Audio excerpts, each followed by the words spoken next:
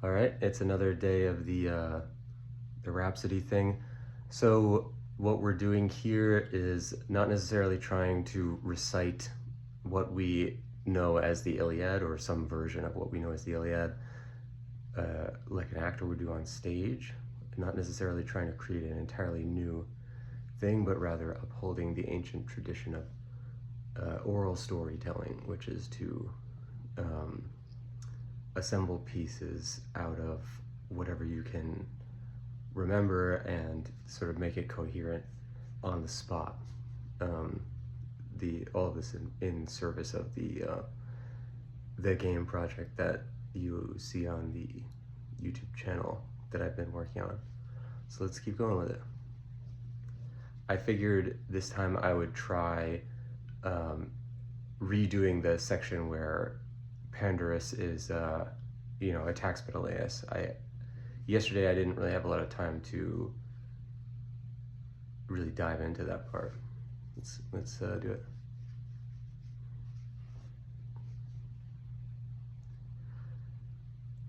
Tell the story, goddess, of that time when Pandarus, son of Lycaon, goaded on by the great Trito-born Athena, had loosed his arrow at the spot where Menelaus would decide the Trojan War. Menelaus himself it were not who would decide the war, but this one arrow, this one moment of pain for the king of Sparta would mean the deaths of thousands of Trojans and Lycians and Dardans and all the allies of Troy, along with his own Achaeans, Danaans, and Argive allies. Such a decisive moment had not been seen since the taking of Helen so many years ago. Pandarus had set up his wall of shields among his followers, all the men around him doing their best to hide him as he took out his curved bow and his quiver of arrows, selecting one well-fletched, long arrow, dark-shadowed, to do the deed. He strung the catgut around the edges of the bow, and he made ready with his weapon. He sighted the man standing out in the crowd, commanding his men, giving instructions for the feast which was to come later. That one, Menelaus, the husband of Helen, had no presumption of what was to come next. Pandarus quickly took up his bow, he drew the arrow to his chin, and he loosed. As quickly as he drew that bow, he loosed it, not wanting anyone to spy him, and yea, some of the Achaeans, eagle-eyed, who could see clearly and were not already celebrating, from across that stretch of land, did cry out and notice something happening next to Pandarus's wall of shields. But too late. Pandarus had loosed that god-given arrow, and Athena had guided its flight. At first, true towards Menelaus, the man Pandarus had hoped to hit him in the neck or the chest or somewhere that would stop him cold as quickly as possible. But that great gray-eyed goddess, the one who was born from the cranium of the son of Kronos, just as she had helped Pandarus's arrow go forth, was to guide it in a spot that would not harm Menelaus, not mortally harm him.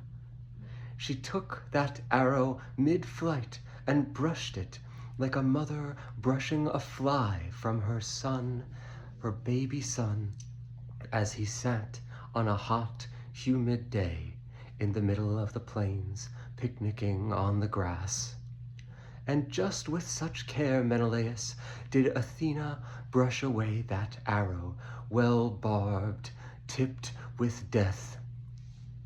It was not to be your death, but instead of the chest or the neck or the head, or anywhere that would have stopped your breath and sent you straight down to that horseman below, the arrow went and connected with that well-fitted belt just below the corselet, around the waist.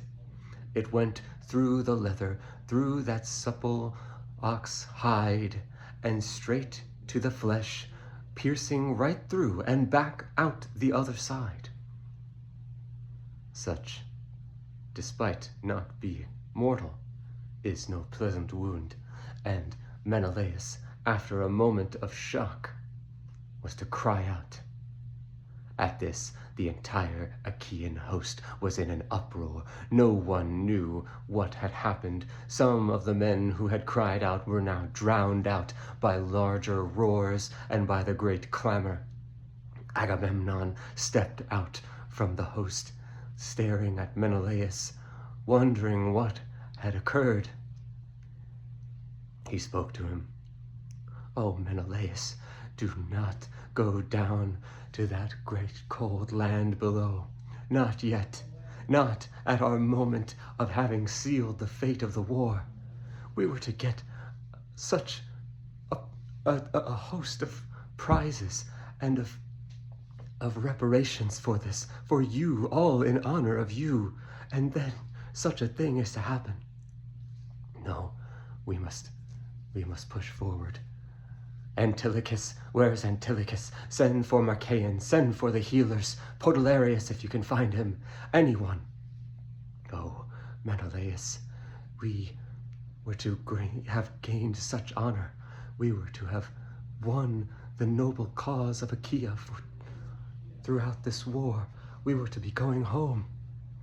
And now any man who thinks on the Argive host would laugh and would say Agamemnon should offer such a vengeance to all of his foes, that no one should pay for any crimes committed against him or his, that anyone can get away with whatever they choose, and that there not be any such payment.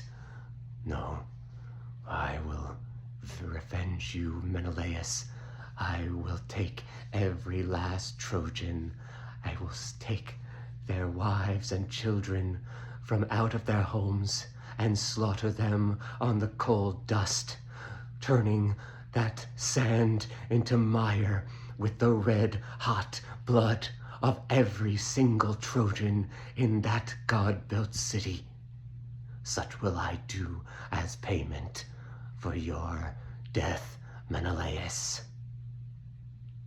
Menelaus, alarmed at this, attempted to calm his brother, to speak more clearly to him. "Yea, Agamemnon, it does not seem to be a fatal wound. Thus I can speak, I can keep a clear head. Let's not be too quick about it. Perhaps even with such a transgression, the Trojans will still be willing to offer Helen and maybe even extra reparations to increase our honor." But Agamemnon, in his heart, was not to take such advice, though wisely given, even under such duress as Menelaus was feeling. Nay, he only could hear, with the pressure and the blood built up in his ears, his own thoughts imposing on him. Perhaps, too, some deafness was imparted by Hera or Athene in order to quicken the return of the war. I will be revenged on these Trojans. They will not be able to return to their wives and their homes on this night as soon as Machaon has come and has pulled out this arrow and has healed your wounds, Menelaus. We will arm, and we will cause a great clamor on these fields. Thus, at a run, Machaon, the great healer, son of Asclepius, had arrived on the scene. He saw the arrow. He declared that it was something he could offer healing for. He snapped off the front piece of the arrow, pulled it through. Though Menelaus was to scream, he was aware that this was to help him, and he knew that it could be much worse. He was glad at least to have the ability to scream and not have been silenced forever in that one moment. Thus, Machaon, attended by his brother Podalirius, pulled out that back of the arrow, having placed the head in Podalirius's hands. Podalirius whispered something to him, noticing the tip of the arrow, and Machaon at once saw what he meant. He lifted his lips to the wound, and began to suck out the contents. Some poison it was, tipped on the edge of that dark-winged arrow, and Menelaus was to be saved. That day did not end the life of the king of Sparta, but it was to spell the doom for many an Achaean and a Trojan from that moment forth. All right. Very clear difference in the previous, between the two ones of this. Having time to actually, like, explore as many angles as I could. We were able to get a lot more kind of like flavor text in there and create more of like a dramatic moment in there. So there will be days when you have more or less time, and what I should be doing is on a day when I have less time, rather than what I did yesterday, which was to rush through the story and try to cover a specific amount of content, would be to just go smaller in scope and use the same level of detail to describe a shorter segment. So that's something to, I guess, keep in mind for the future, because we were able to get a lot of good little moments in there.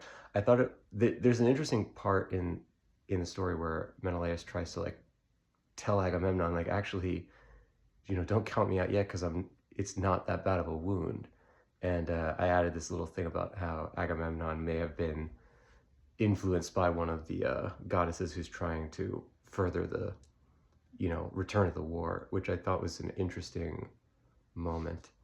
I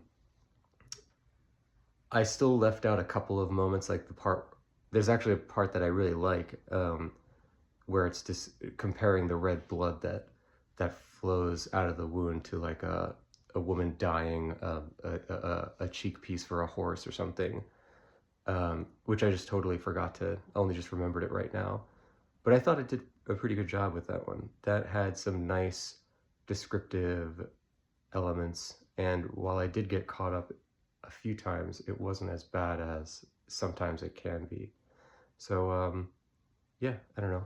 I think that one was pretty good, but the only way to do it better is to keep doing it.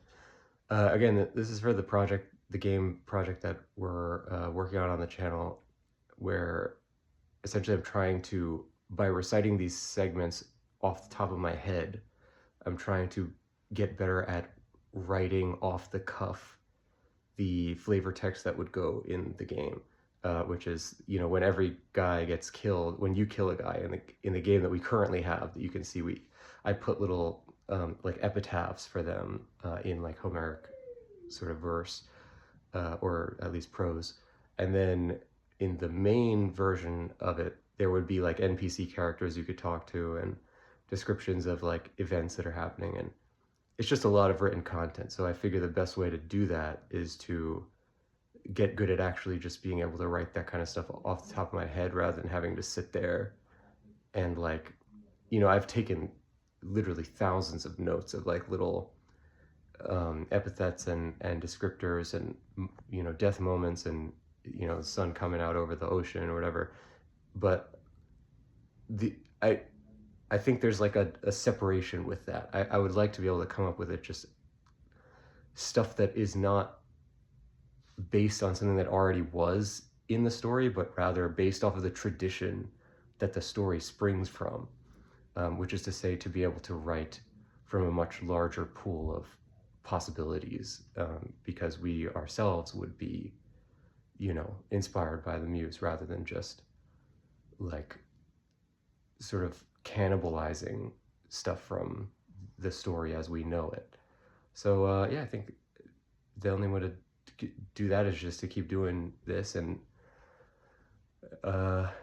keep trying our best every day. So let's keep doing that.